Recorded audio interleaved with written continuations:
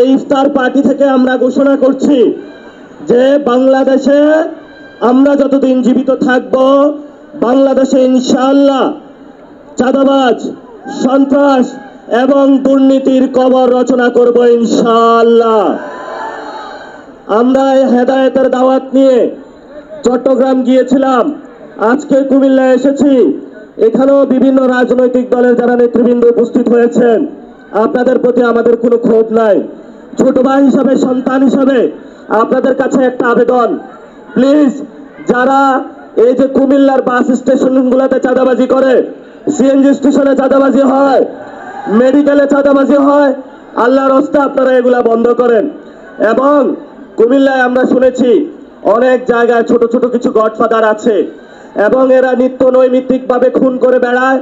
মানুষের জীবনের যারা ব্যবসায়ী রয়েছে তাদের জীবন বিপন্ন করে তুলছে।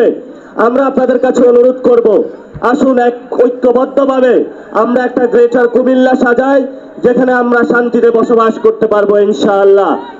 সবশেষ দুইটা কথা বলবো।